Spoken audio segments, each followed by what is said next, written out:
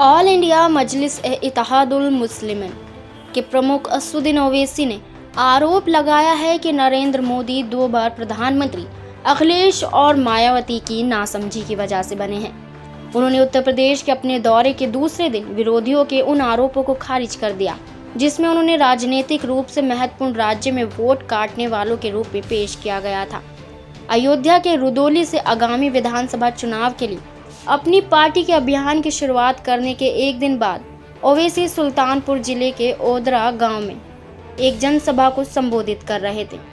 राजधानी लखनऊ से लगभग 140 किलोमीटर दूर स्थित सुल्तानपुर के बारे में माना जाता है कि इसे भगवान राम के पुत्र कुशु ने बनाया। ओवैसी ने कहा जाता है ओवैसी लड़ेगा तो वोट काट देगा। सुल्तानपुर में आप सबने अखिलेश यादव को झोली भरकर वोट दिया तो सूर्यभान सिंह बीजेपी विधायक कैसे जीते? 2019 में लोकसभा के चुनाव में सुल्तानपुर से बीजेपी कैसे जीती? तब ओवैसी तो चुनाव नहीं लड़ रहा था। क्या अखिलेश यादव ने ये कहा था कि हिंदुओं ने वोट नहीं किया इसलिए हारे? वे क्यों मुसलमानों को कहते हैं कि उन लोगों ने वोट नहीं दिया? क्या मुसलमान कैदी हैं?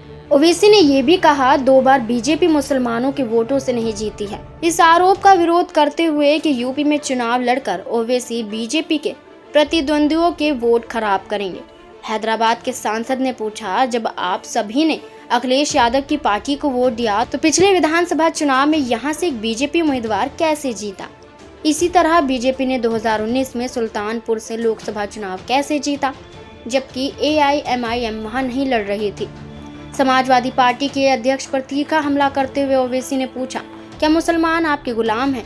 उन्होंने कहा, अखिलेश और मायावती की नासमझी के कारण नरेंद्र मोदी 2 बार प्रधानमंत्री बने। हालांकि वे इस बारे में कुछ विस्तार से नहीं बोले। लोकसभा के चुनाव में मजलिस 3 सीटों हैदराबाद, औरंगाबाद और किशनगंज से चुनाव जीती। हमने हैदराबाद में बीजेपी को हराया। हमें हराने मोदी और अमित शाह आए थे लेकिन उनकी दाल नहीं गली।